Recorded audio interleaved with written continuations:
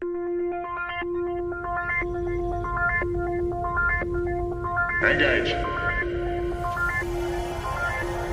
78 years have passed since the days of the original USS Enterprise. Now a new Galaxy starship has been designed.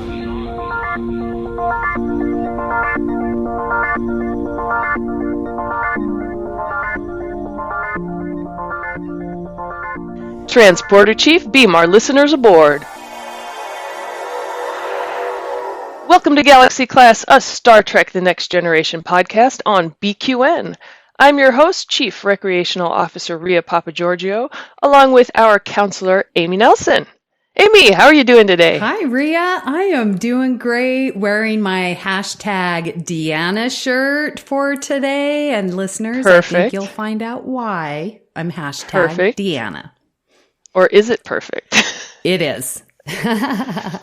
Nice. How are you doing, Miss Ria? I'm pretty good. Still riding the high from all the new Star Trek excitement this past week. Tell our listeners, because you weren't with us last week, you were somewhere on an away mission representing BQN. I was on an away mission. As you all were recording, I was in the air about to land in LaGuardia because I managed to magically score tickets to the Strange New Worlds premiere, which was amazing. We saw the first 2 episodes, and it was just like, there was much squealing, as Thad Hait can attest, because he was my date for the evening. Woohoo! Thad Hait of Infinite Diversity.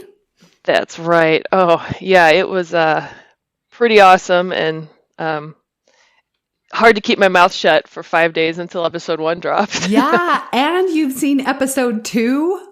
Oh my gosh! Oh, I mean, I think we've embarked on a new era of, as a lifelong TOSer, this is, TNG has had so many spinoffs. This is our spinoff. Yeah. 57 years in the making. It is. And I did watch the first episode, had a wonderful watch party with some local Trekkies here. And Cool. my gosh, we all brought a dish from the Star Trek cookbook. We had this amazing, it was O'Brien's potatoes. I made Bashir's bolognese. There was this, fried kelpian dish that was actually alligator meat. It was really good with some Romulan roulade or something that went with it. It was just so much fun. And we had a cocktail from the Star Trek cocktail book, thanks to our good friend John Krikorian, who I also have the cocktail book. And he's like, what should I bring? And I'm like, well, my favorite drink is the Cupid. So we had that for cocktails.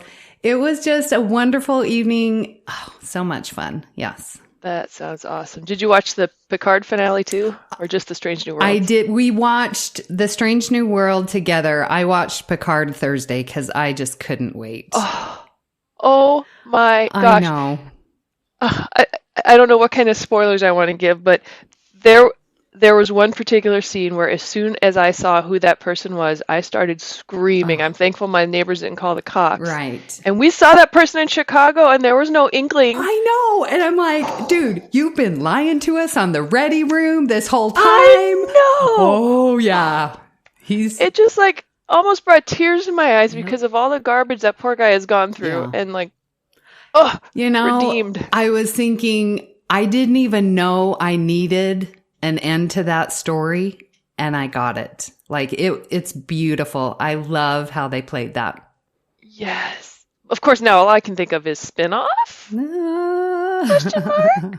But, yeah. And the whole thing with Q and Picard, that gave me all the feels where, I mean, when Q was like, you matter to me. My teacher in me came out, and I'm like, I want every one of my students to feel those words, because every single one of my students, I need you guys. You matter to me. So beautiful. Wonderful concept. It made me so happy that that episode had so much platonic love. I've said it before that I think modern day society really has it wrong where love can only be sexual, and that's the only way it can be expressed. And I think that's caused so much damage in this world. But the platonic, like the love, the friendship love between Q and Picard, there's like motherly love between, I almost called her Laris, Talon and Renee. Oh my gosh. Yeah. And it was kind of a similar dynamic between Q and Picard, kind of a semi-omnipotent, being, letting this mortal human know how loved she was. And yes, so many feels. Yeah. Yeah. Anyway, and I don't feel, so it was good. Indeed. So good to have Star Trek, and they're just writing it so well. Yeah. What a great time to be a Star Trek fan. It is. Well, let's check the communication array to see if we have any comments from our listeners. Logs accessed. Well, last week we covered the deleted scenes of First Contact and Insurrection in Galaxy Class 86. And we have our good friend Paul Wright writes in, OMG, I forgot how freaking cheesy that librarian scene was. I remember thinking the same thing, Amy. Why the heck was there a library on the Enterprise-y? Was it a paper books library? There were real books. It was like being in a real library. And you're like, what the heck? Why? And that she shushed them? It does seem a little, is anachronistic the right word? Yeah.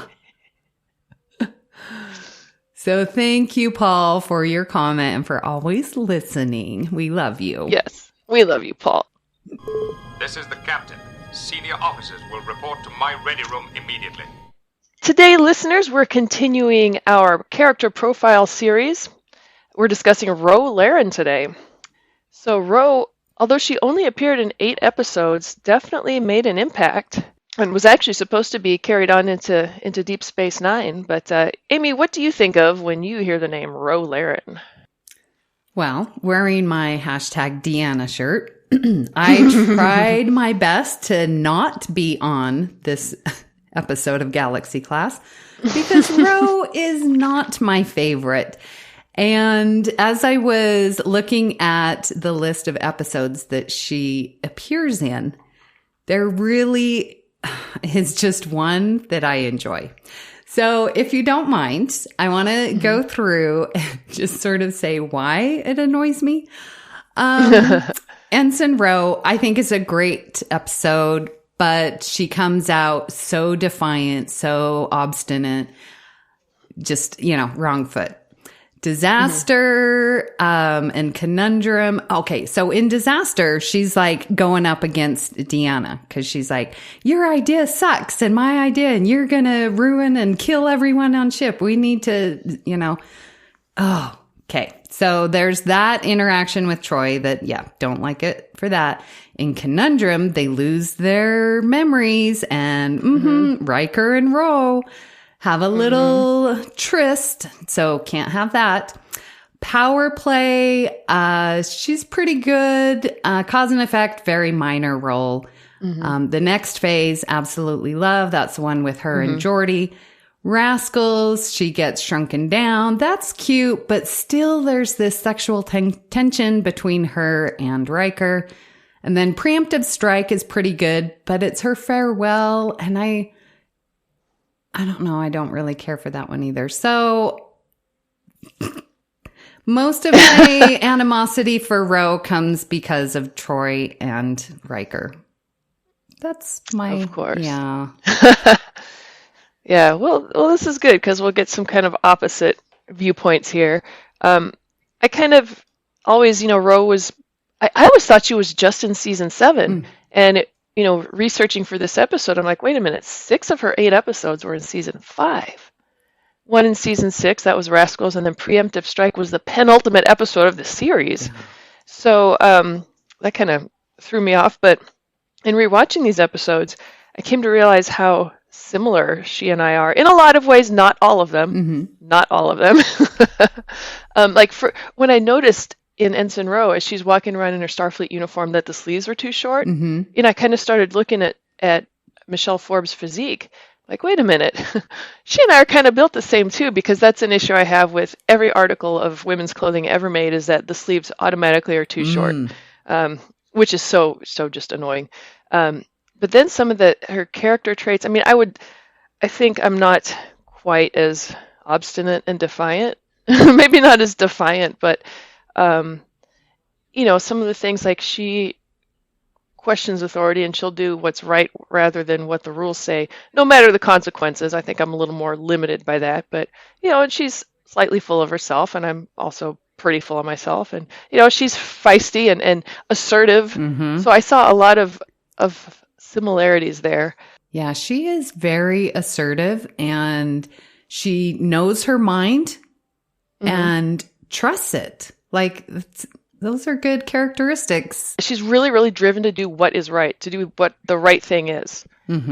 To a fault, because she doesn't listen to, maybe other voices of reason, but what she believes the right thing is. But so, yeah. Yeah, I think she definitely tries to make the right decision with her given information. It's just she doesn't recognize, like, maybe Picard or Riker has more information that would lead to their reaction instead of her reaction. Yeah, maybe she doesn't know it all. So, and I think that with time and maturity, even in the course of TNG, we see that change a little bit. We do. And in fact, the last scene in the next phase with Geordi and Ro sharing a meal, and he's like eating because they haven't eaten for 2 days. And he makes the joke, oh, maybe Ro Laren can be humble. And they have this big laugh, and I was like, okay, yep, that is exactly Ro Laren. Yep. Yeah. So what's an obscure fact that people might not know about Ro Laren? Well, one thing that I didn't know, when we meet her, again, with her obstinate, she's wearing her Bajoran, her traditional Bajoran earring. And Riker's like, nope, you need to follow the Starfleet uniform protocol. Take that earring off. Oh, Riker, why? I don't understand. Worf's wearing his, Klingon garb. Over his. So we all know it's just stupid. But she is wearing the earring on her left ear. The traditional ear is to wear it on the right. And I noticed that. Yeah. So those who were wearing it on the right ear are proclaiming and saying, yes, we worship the prophets. Those wearing it on the left ear are said to worship the Pa-wraiths. So a little bit of interesting fact there, but it was said that she doesn't believe in the Pa-wraiths. She wears it on the left ear to show that she doesn't believe in any of the prophets. So that's her way to show her defiance. Which I love that. I'd never heard that before. Where did you find that information? Memory Alpha. Thank you. Oh, I'm just like, because I noticed that when rewatching that she took it off her left ear. And the only reason I noticed is because when I do some of my little cosplay, I put the earring on my left ear. And that's just because that's the side with no hair, and my right side has the hair covering the ear. But I know that Kira and that Shax, and in Deep Space Nine, they wear it on their right ear. But I love that because they worship the prophets. Now, since I'll continue to wear it on my left ear, for the record, I do not worship the Pa-wraiths. But I also don't worship the prophets. So, okay. Although I have a ton of respect for the emissary. Yes. But that's so cool. Yeah. Well, my, obscure fact wasn't quite as obscure. There was an unproduced Voyager script that was supposed to feature a flashback to Tom Paris's time at the Academy. And he and Ro were classmates at the Academy. So I don't know if that ever became canon, but kind of makes me wonder what was in the water then, where you've got Paris and Ro, the rebels there, classmates at the Academy. Right? Oh my gosh, I didn't make that connection. Yeah, because they both were defiant, breaking, resistant to authority. Yeah, not following orders. Yeah. Ooh. So I thought that was kind of cool. And they both ended up in the brig. Yep. And then they both ended up being redeemed by starship captains. Yes, by their captains, Janeway and Picard. Oh, I like that parallel story. Yay. Nice fact. Yeah. I think a lot of people do know that Ro was supposed to return in Deep Space Nine, but Michelle Forbes wasn't available or wasn't interested, and so they recast and recreated the character, and that's how we ended up with Kira Nerys, which I don't think you could do any better than a non-visitor. Yeah. It would have been nice to see her because, Michelle Forbes is an amazing actor. Absolutely love what she does. And for me to hate Ro Laren so much, obviously Michelle Forbes is perfect. Yes. Another thing I saw too is that they created Ro Laren because they loved Michelle Forbes so much in Half a Life. They wanted to create a character for her, and the I guess aesthetic design of the Bajorans came in part because she was so beautiful. They didn't want to obscure her face, so they had the little wrinkly nose and the little forehead ridges or brow ridges, I guess. Yes. So that her beauty could still shine through. Yeah, I was reading that too. Yeah, both David Livingston and Michael Westmore. It's like she has this natural beauty. We don't want to cover it too much. And so, Bajoran was a good alien for her. I mean, could they give her sleeves that fit? No, but at least they didn't obscure her beauty. So Ro Laren, aboard the Enterprise, what were some of her career highlights or perhaps lowlights? Well, this, I do believe, is the first time that we will be discussing a lowlight for a character profile, because we learn in the episode Ensign Ro, when she was on board the USS Wellington, which we just recently had a Wellington reference in Picard. She disobeyed a direct order on an away mission, and then 8 people died. So she was court-martialed. However, she refused to speak and defend herself. And then they had no choice but to sentence her to imprisonment on Jaros 2. So I wanted to ask you, Rhea, it was her direct order that she disobeyed and people died. Why would you not at least tell your side of the story? What in her character, is she just refusing to recognize the authority of Starfleet? I don't know. What do you think? I find it so interesting. Yeah. So just because it was Ro Laren, the only thing in my mind is that she's covering for something bigger, she knows it wasn't her fault that the 8 people died, and she knows it. She disobeyed a direct order for whatever reason. We don't have enough details, but there's more to that story. I would love to see. I don't know if there's anything in the books or anything, or this would make a fun short trek perhaps. But there's definitely more to that story. I truly believe she was doing something noble. Maybe one of the 8 people that died had done something. I mean, we see examples throughout Star Trek, and the first one that comes to mind is Dax in the first season of Deep Space Nine, where she goes on trial, and she's going to be, sentenced to death, but she's covering for this, war hero who actually was a traitor, a scumbag.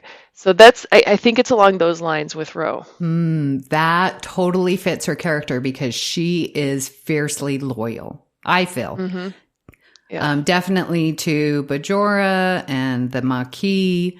Maybe there was something she's either protecting either her current captain or one of those who had died.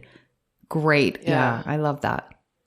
But I would love to know more. So listeners, if there's anything out there, in the books or comics or wherever, let us know. Yeah, I was reading on Memory Alpha, and it looks like that she is in one of the books. It's a Deep Space Nine book, so that would be after she's rejoined the Maquis. Yeah, I think that's an untapped story that we need to have. Yeah.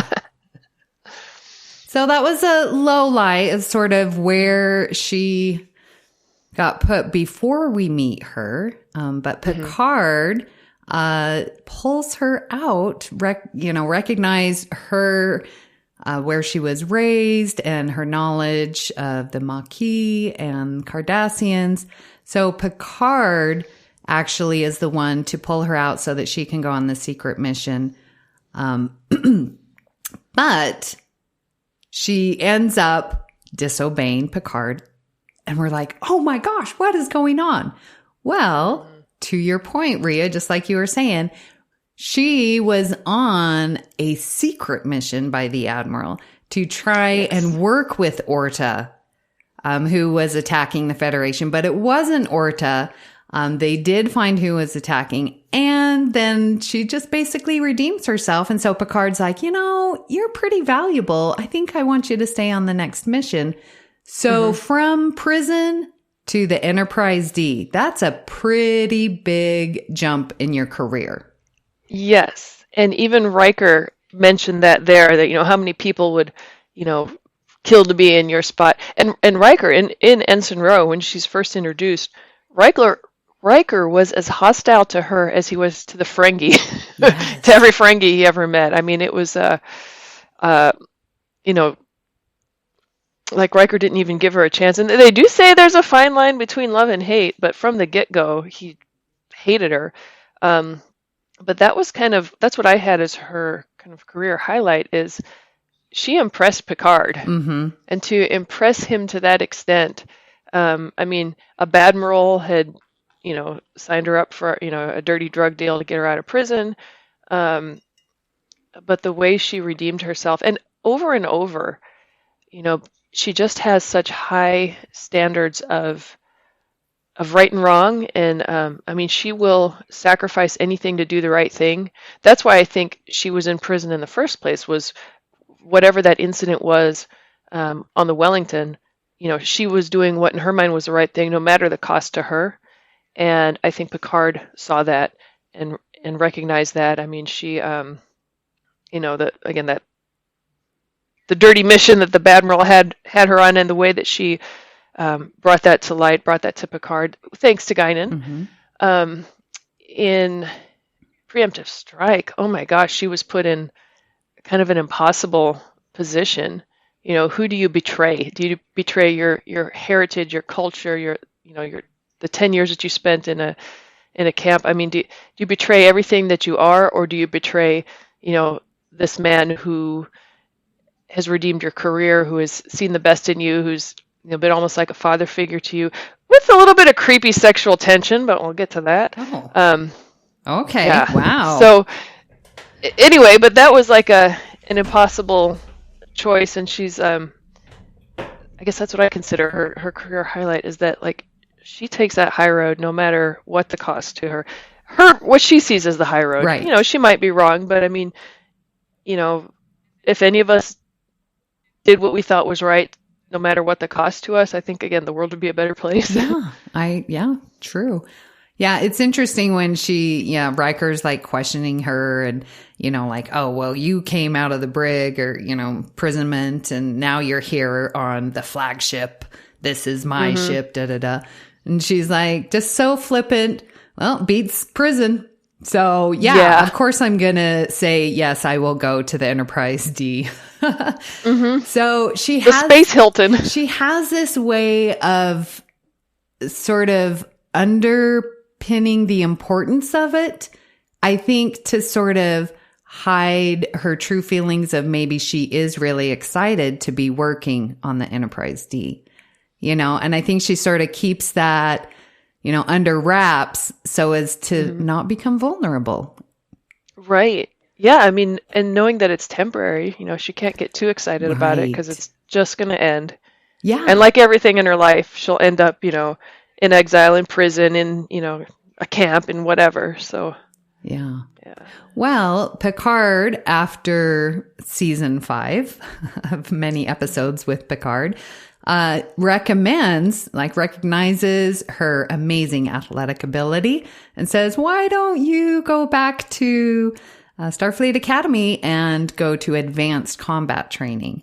So even furthering her career, she does so and ends up being a lieutenant.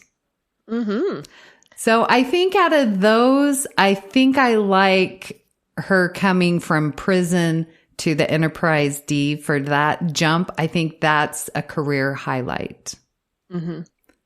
And when she came back from that advanced tactical training, there was a big welcome back Yeah. party. Like clearly in the time before she left, she had redeemed herself to the crew. Everyone was so happy to see her. Picard's first comments about, "Oh, you're looking fit." That whole episode, Preemptive Strike, there were issues. I was weirded out a lot in that, but it's still a great episode. Huh. Which actually, you know, if it that leads us kind of into her family and her relationships. The only family member that they really mentioned was her father, who she watched tortured and killed before her eyes by the Cardassians. But it seemed like there were a couple other, you know, she was still kind of looking for a father figure. And early on, that was Captain Picard. Although, in Preemptive Strike, just too much weird sexual tension between the two of them. But I'm willing to throw that aside so I don't vomit and say that he was like a father figure to her. Yeah, I think definitely in the episode Ro Laren and Preemptive Strike, if you put those two together, he definitely is a father figure. Mm-hmm. And then also in Preemptive Strike, I think part of the reason that she turned and joined the Maquis was, you know, the old Maquis guy, I think his name was pronounced Macius. Yeah. And then he was killed pretty much in front of her eyes. Yep.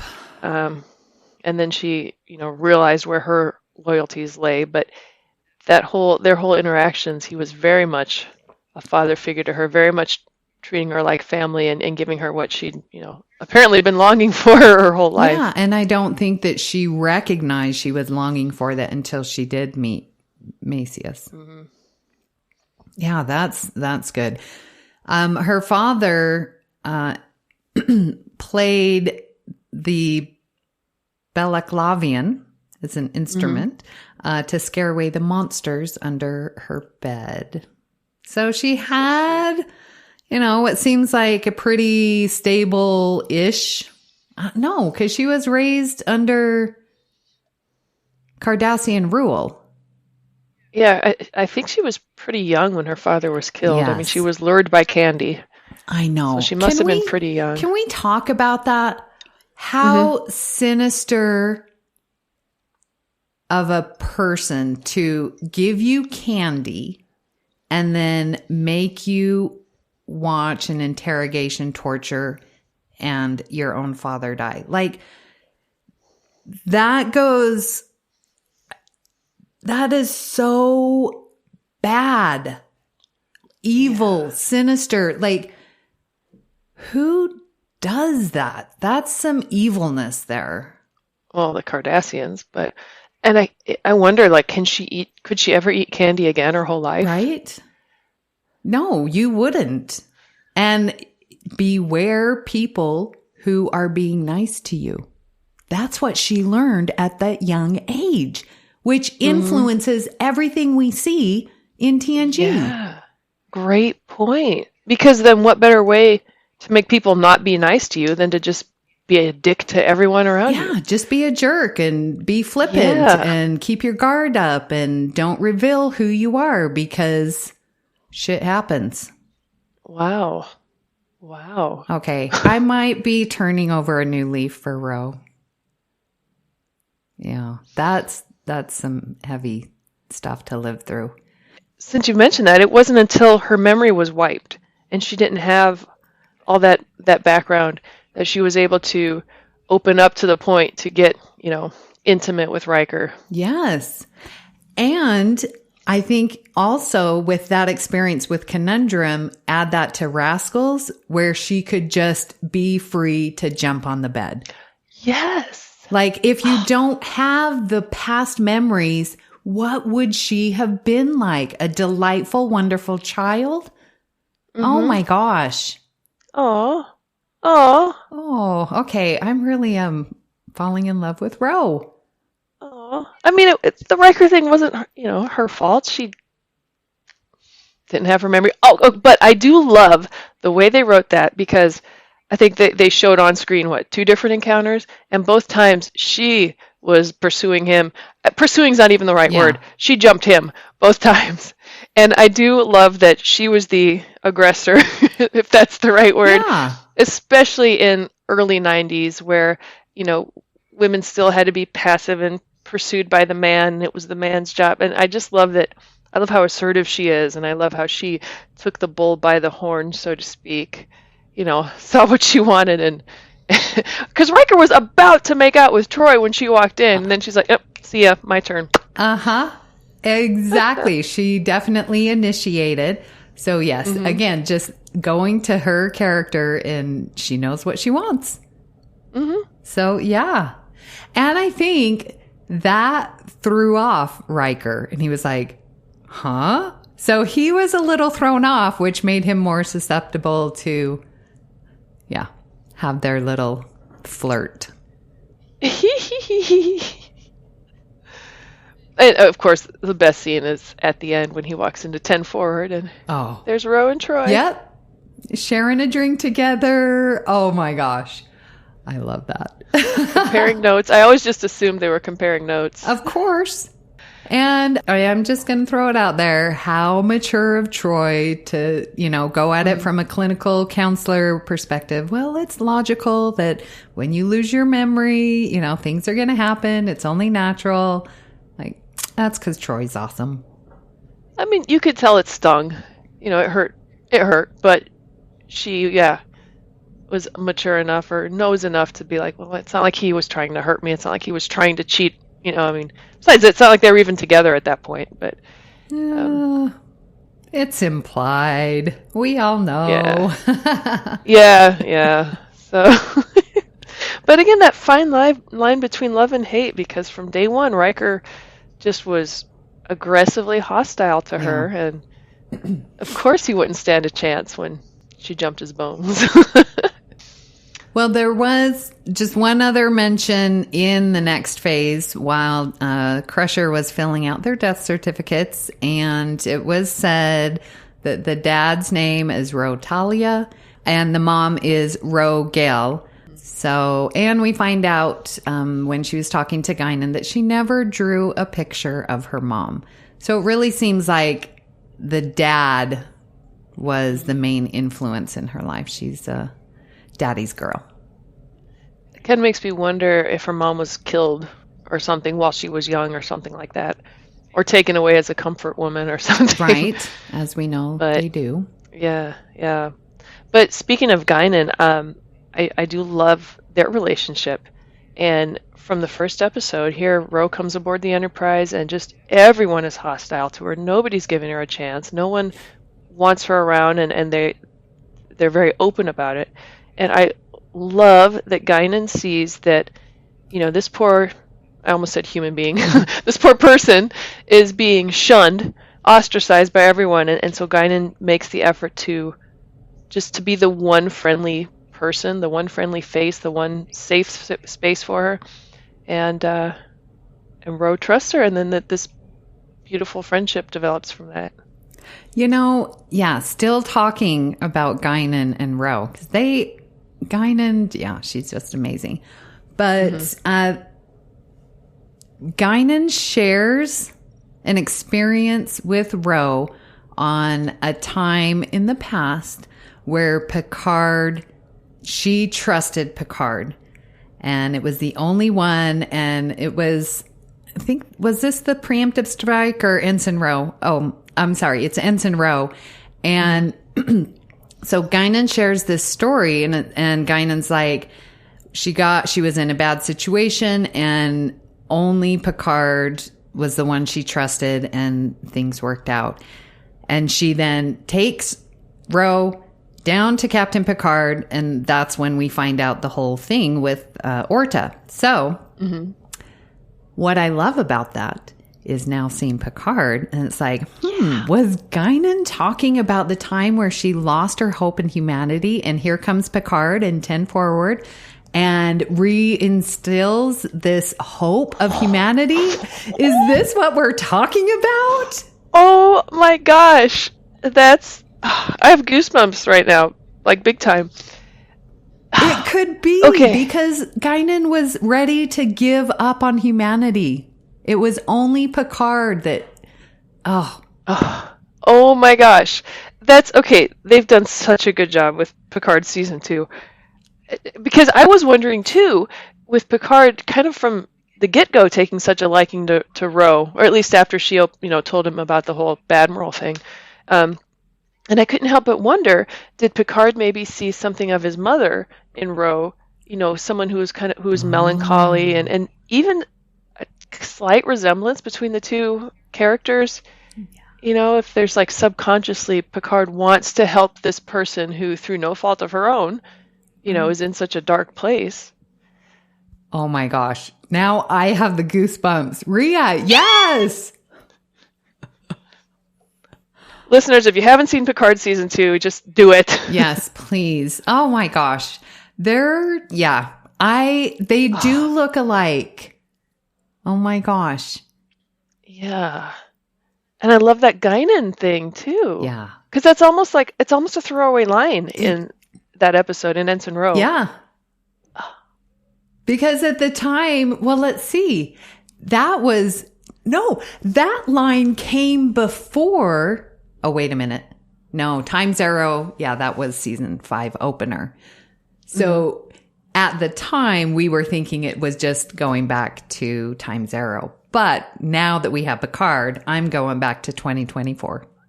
Yes, and we are going to have to get some Picard writers on this show because I want to know if that line from Ensign Ro was a factor in any of the storylines. It is now on Galaxy. It is Class. now. That's we have decreed. Yep. Oh my gosh, that's so awesome. Love it. Love it. Love it. Love it. Yay. Hey, so I have a question for you. When we talk about any regrets, in doing my research, going on Memory Alpha, there's many, many paragraphs that start out, Ro was ashamed of her heritage. So why do you think that she was so ashamed when she's so out there and recognize me and see me? Can you just, why do you think that is? Funny, because that line has stuck with me for, 10 or 15 years. I've wondered that same thing. And even as I watch Deep Space Nine, whenever Kira, I kind of compare the characters in my head because I've always tried to reconcile that about Ro. And in my headcanon, the reasoning is she's a child lured by candy, watches her father tortured, and ultimately, interrogated, tortured, and killed. And she did say in the episode that she was ashamed of him begging for mercy. She was ashamed, of her culture, her heritage, because she's so strong. I think what she was ashamed of was the perceived weakness. And I think by her father begging for mercy, I think what she saw was her father degrading himself, making himself lower than these Cardassian pigs that were terrorizing her people. And so I think it goes back to her pride too, because she is a proud, person and a strong person, and those things are important to her, to be strong and to be, unflappable. No one can get me. So I think she looks down on. I can't imagine how traumatizing that would be to see that happen to your father, who clearly she had to, loved so much, had such a good relationship with. And I think she came to associate the Bajoran oppression with weakness and failure on the part of Bajorans and their culture. Maybe that's part of the reason why she rejected the prophets too. But that's my theory of why she feels ashamed of her heritage. And I think what we see in TNG is she no longer wants to be ashamed. She wants to reclaim her heritage. I can sympathize with that a lot. And I think that's part of why in Preemptive Strike, she's like, no. I am proud to be a Bajoran, and I'm, this is who I am, and spicy Hasperat and all. I think that was part of her decision to join the Maquis. I hear what you're saying. And as a fighter that we know she is, to see, this perceived weakness of, begging for your life, allowing the occupation to happen. Like in her mind, she would fight to the death. She would not want to be occupied if she had a choice. And so she sees that where just surviving isn't good enough. You should be living. And with the Bajorans in the occupation, she views it as just surviving, maybe. Yeah. That it sparks a lot of thoughts. I think if she hadn't have lived, under the occupation, she wouldn't be the fighter that she is. And the fact that she would do anything for what she thinks it's right, no matter what the cost, is a result of her living under the occupation.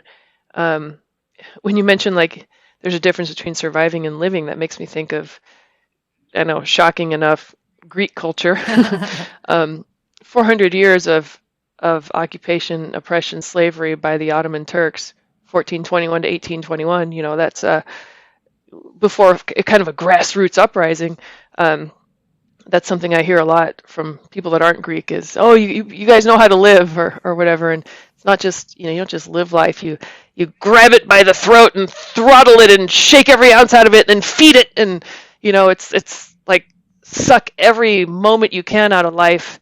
I kind of wonder if that's, like a product of being, occupied. Yeah, absolutely. Being oppressed, being slaves. Yeah.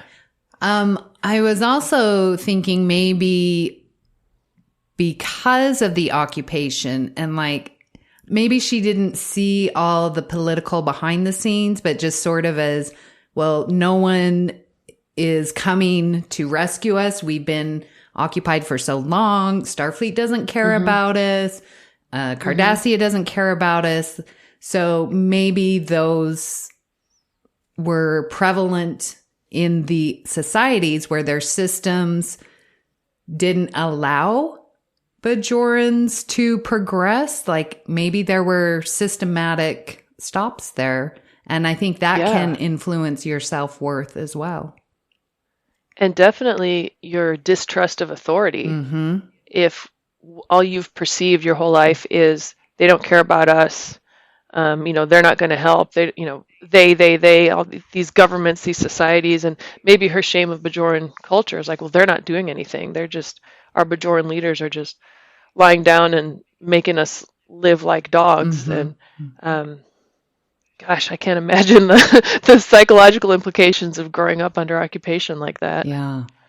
And so I think her character and her story arc, because we get to see that transformation where she does accept her Bajoran history and embraces it. And I think we see that with her choice of preemptive strike and paralleling Wesley's story, himself of, okay, I'm going to do things for me, not what others expect. This is my heritage.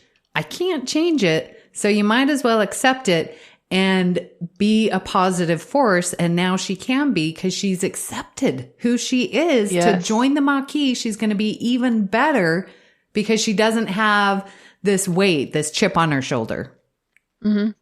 Yeah. I mean, when you put it like that, she kind of has to join the Maquis. Like that is her best destiny. That is the right choice for her, even if it means, letting down Captain Picard. But, yeah, she's just not cut from that cloth. No, definitely not cut from the Starfleet cloth, that's for sure. And that's what makes recognizing her character so amazing. Not everyone has to be in Starfleet. Exactly. Which is why, it parallels the Wesley story so perfectly. And that's why that deleted scene in Nemesis just doesn't make sense. And I talked about it. I'm like, oh, when Beverly is like, oh, the uniform looks good on him. I'm like, no, Mom, it doesn't, because that's not what he chose.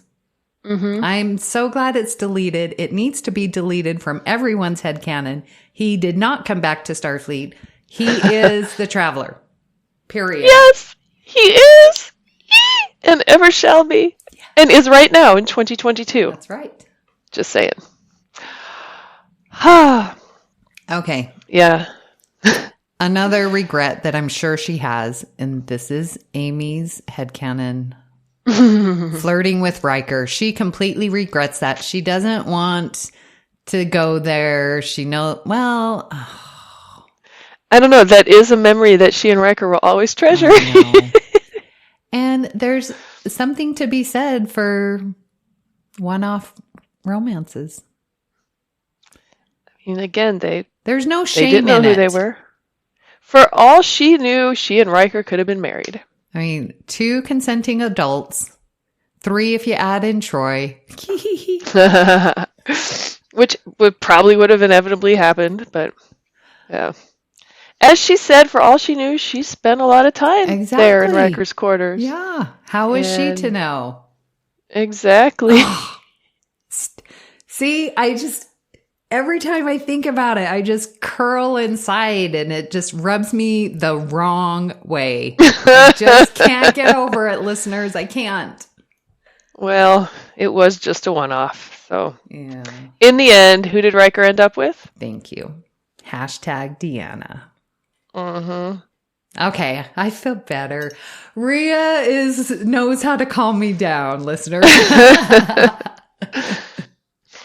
So, we'll just lay that aside. Back to Ro. What about any leadership qualities that she has displayed? Well, I think we talked a lot of them at the top, but now let's try and craft them.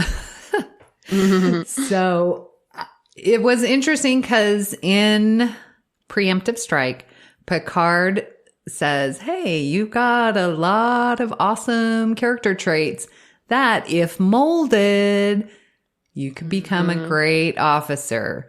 So there's these traits. Quick decision making. I mean, she is very can think on good. Her feet. Yeah, to analyze a situation and make a quick decision. But again, that's on the edge of, oh yeah, that's good. But then it also could be bad because you're being too hasty. Like every single leadership character trait that I think we're going to list, she's on the edge that it could go one way or the other. And that's interesting. Right. It's fascinating because you're never going to know which side she's going to land on. Yeah.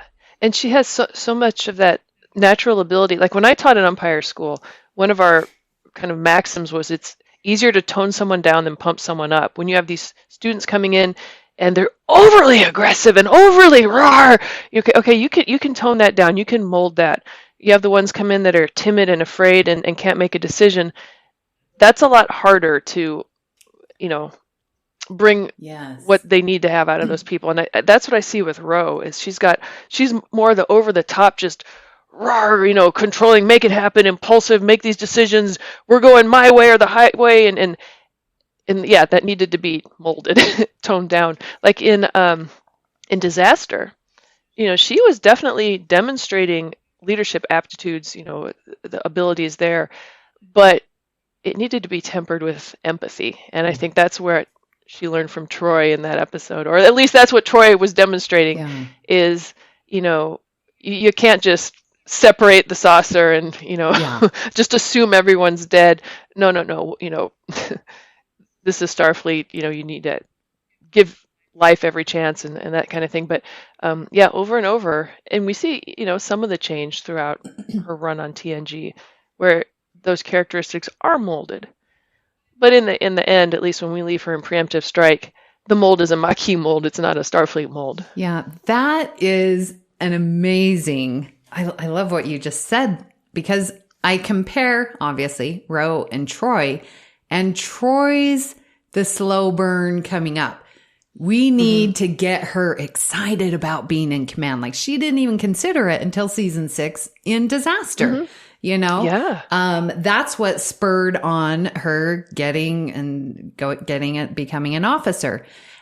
But it took so long because she didn't have that fire, that passion. And one other person that comes to mind that's similar is Shelby, Best of Both Worlds.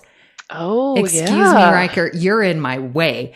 And that's that same thing where she's so excited, gung-ho, that we want to, calm down, Shelby. Early bird gets the worm. Well, you didn't follow protocol. That a little bit of tempering. And Shelby's amazing.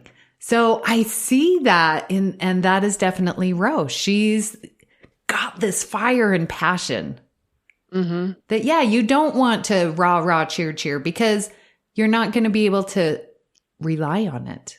But with someone who has that passion, easier to, all right, temper, let's breathe. Yes, breathe. Yeah. And in Ro's case, gather all the pertinent data, which again, in Disaster, that's what Troy was doing. Troy was very good at, well, she didn't know what to do, but she had O'Brien and she had Ro, kind of giving her information and helping her on her path. And I of course understand why Ro's not your favorite, but she was a factor in spurring Deanna to, pursue the command track. Yeah. So I'm not giving that to Ro. I'm giving it to the situation. But yes, I hear what you're saying. Just part of Troy's life path. Yeah. So yeah. And Ro is definitely resourceful AF, is what I had in my notes. Stealing the medical supplies and preemptive strike. The way she led that whole mission, and like you were saying, how quick she is to make decisions and think on her feet. And I think those were the traits that Picard had seen in her from the beginning. And as I was, again, I watched the next phase because that's the one that she doesn't annoy me. But I love that one too. When it opens, I feel like this is a Ro Laren episode. There's so much opening with her, and when we see Geordi and Ro get lost in the transporter beam, the first person we see is Ro. It's not Geordi. We are walking around with Ro for at least 5 minutes. We don't even know Geordi's alive. And I was thinking, man, have we had another secondary character guest? Not even, I don't know, would we say recurring, but fits within that has had so much amazing screen time as Ro Laren. Yeah. I mean, Kalar, we had her in 2. And she is very influential. I would put her with that sort of the same category, but Ro Laren has 8 episodes. Yeah. And I mean, okay, so Disasters, not really ends in Ro, but she's definitely there. Conundrum, she fires at O'Brien and then O'Brien shoots her, so she's gone. So we don't really consider Conundrum. I'm sorry. No. Strike that. Conundrum is a pretty big part that she has, but in Power Play, she just, shoots a phaser at O'Brien, misses, and then O'Brien shoots her. So we won't really say Power Play. And same with Cause and Effect. She wasn't in it. But we're talking ends in Ro, Disaster, Conundrum, Next Phase, Rascals, Preemptive Strike. Those are some pretty big Ro Laren episodes. Of the 8 episodes she was in, 5 of them, she's stealing the show. Yeah. What percent is that? 625? Yes. 63%? Yep. Okay. Good Yay. job. And name another character who 63% of her or his episodes steals the show. Yeah. I really Not even Picard. Trying to think. At Q. Because although how influential Q was, he's not in that many episodes. But the episodes that are Q, he's the show. And Luoxana. But I mean, it's different with Ro because she's just one of the bridge characters, not some special guest coming from the outside to wreak havoc. Yeah. Okay. Yep. Ro Laren is in a category amongst herself. And that does remind me, I read somewhere that part of her character was created to be, what's the word? Kind of a disruptive force, where all the other characters got along and were, what Gene Roddenberry wanted to see in the future, where everybody gets along and doesn't have conflict. And she was brought in to create conflict and discord and did that very well. Yeah, she plays the adversary. Yeah. That you eventually grow to love. Well, yes. To tolerate. Yes, I will say, okay, listeners, it's still going to be my gut reaction, but having this conversation, understanding more of her motives, talking about maybe how she's feeling, what it was like, walking in her shoes, as we all should do, I've definitely come to appreciate her and recognize her talents, her fiery, her fight. Like, she's pretty amazing person. I kind of feel, and correct me if I'm wrong, Amy, but I kind of feel like you feel cheated on by Ro. Yes. So I think it's kind of, that's a deep wound. So it is. It's very, very big of you to make the effort to get past that. Oh, thank you. It is a big deal, you guys. It is. It is. Yeah. So final thoughts on Ensign Ro Laren, Lieutenant Ro Laren, Trader Ro Laren. Well, yeah, like I said, turning over a new leaf, understanding her and her motives and her loyalty and her fierceness. And I will have to accept, and I do accept her and Riker in the fact that, you know, love doesn't have to be a certain way that we view it right now in the 1980s. It doesn't have to be the way that we view it right now. Like, I like that they pushed that in the relationship and make it just be open and okay. So I need to accept that. I need to,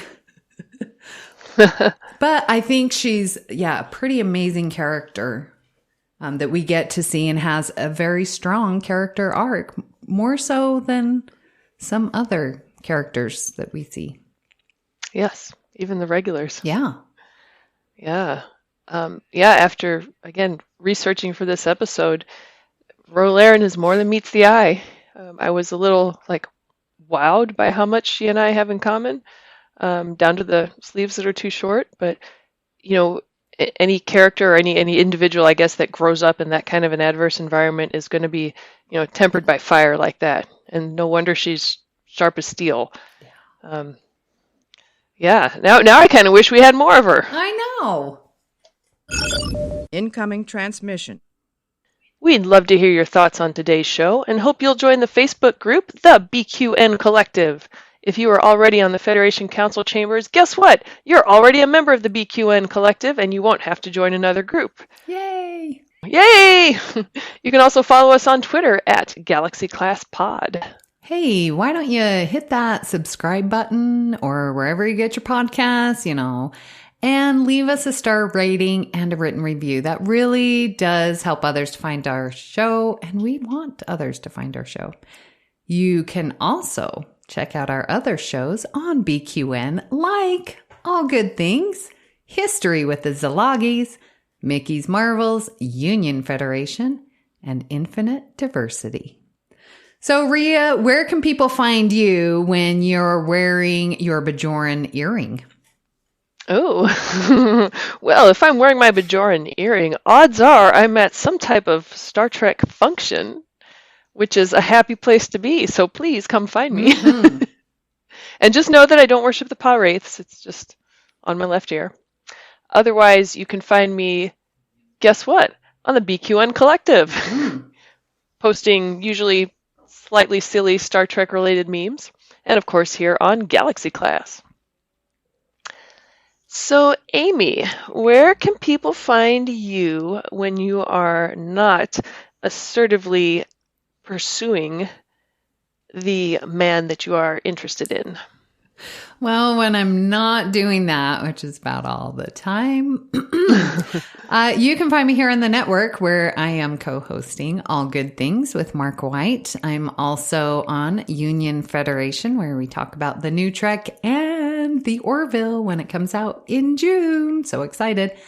I am on Twitter at Miss Amy Nelson, and of course in the BQN Collective. Priority 1 message from Starfleet coming in on secured channel.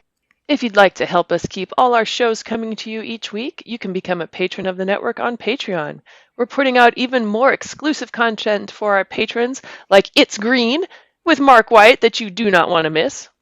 If you feel so inclined, please check out all the details at patreon.com/BQN. A huge shout out to our very own show supporter, Davey Willett. Thank you so much. And do you know what I've decided I'm going to do? Do tell. I'm going to create some content for our patrons as well. And that's where I'm going to put my math moments. Ooh. Which I'm going to record when we get done. And I have a little math moment from the next phase because I just watched that in preparation for this. So I'm just going to do a quick little math moment, and that will be for our patrons. Awesome. Yeah. Well, at this time, we would like to give props to those instrumental in launching BQN. They are Mark White, Tony Robinson, and Ken Tripp. A huge shout out to all of the hosts of the network for their enthusiasm, efficiency, and involvement in making this the best it can be.